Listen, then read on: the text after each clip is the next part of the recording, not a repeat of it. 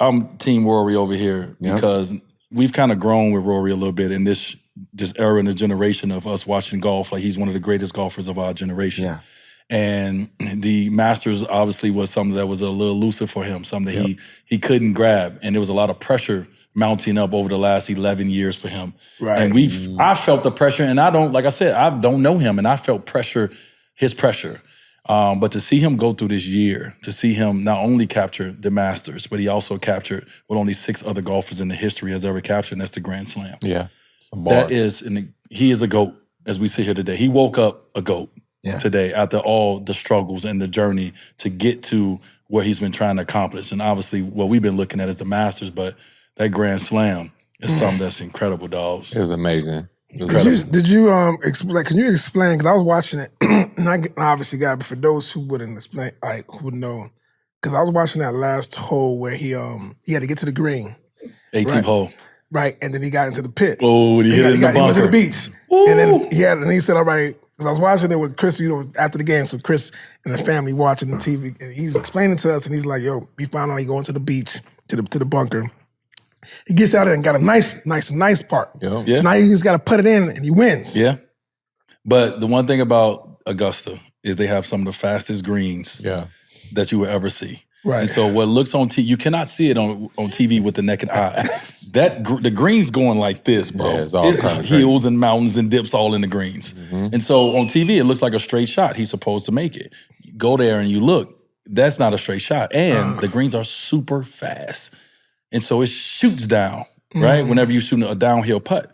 And so that was not an easy putt for him to make coming out of the beach, in a sense. Like we would love for it to roll and get a little closer.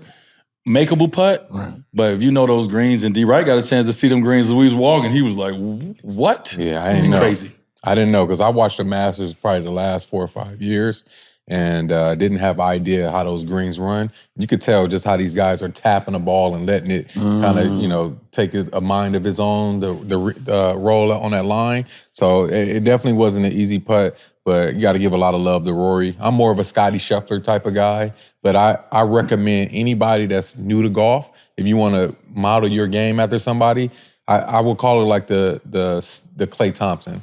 I would tell a new basketball player to go watch Klay Thompson's form, his balance, everything about his jump shot because it's just so pretty. Mm-hmm. And for a new golfer, that's probably the person I would recommend because his balance, how he follow through, bro, how he smacks the ball 300 plus yards. It'd be, maybe 5'8"? He's about 5'8", 5'9". Yeah, so that'll probably be the person I would tell somebody to go watch and kind of mimic their game and swing after because it's just so pretty and pure. Yeah. It was just dope to see. Like for me, as a kid who never really, watching, you guys kind of got me into golf, right? And it's just cool to see. I'm watching golf and I'm like, what's happens next when you miss it? I was not watching the Golden State Lakers game last night. I was watching the Masters, bro. I'm checking my phone to see what's going on in the NBA, but my TV is on the Masters. I'm telling you. I'm crazy. That's why. That was dope. That was dope. Crazy. I'm still thinking about the correlation between basketball and golf. Because golf is a sport that requires, when you're talking about this swing, in my head, I'm just thinking about, how pretty like a clay shot looks, but it's so many things, details that are applied through the routine to get it to that prettiness, to that rotation. And then he's talking about how fast the green is. And I'm thinking about floaters and being able to gauge how much power, how much control, Touch. Yeah, I'm just thinking because it requires, it's a skill. Yeah. Yeah. And you got to have that in your tool belt. Well, that's why my short game's so solid, though. Because my floater game was nice. You know what I'm saying? So, but you did say something very important. And this is something I'm still learning. I actually just had a lesson today. And one of the things that my teacher was talking about today was me learning how to use the ground. And every time he talks to me in basketball terms so I can understand it. He was like, if you're going to take off, how are you taking off? Like, what do you do? And you got to feel that ground before you take off. No doubt. Yeah, right? Like, you got to feel that ground. You got to get your legs, whatever the case may be. So, like, when you over that putt, and you're trying to hit that ball 300 yards, 100 some yards, whatever, you got to feel the ground. Like, and I don't feel it yet. And I was just telling him, I was like, I swing with my body right now. I'm not feeling it from my feet up.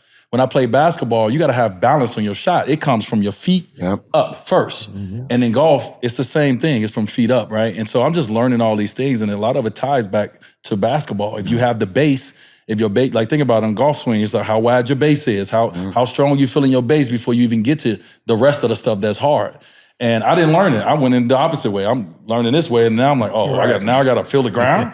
But in basketball, when she showed me in basketball, yes, I can't make a shot if I don't have balance, if I don't have footwork, if I don't feel that balance low before I get to what's going on up here. And so, just correlation That's dope. is that's so definitely crazy. dope. I love it when y'all talk that golf game. I'm new. I'm like, look, we golf.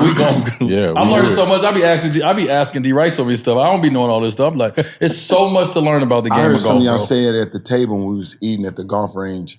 We talked about how many people have been in the Masters or won the Masters. How many years?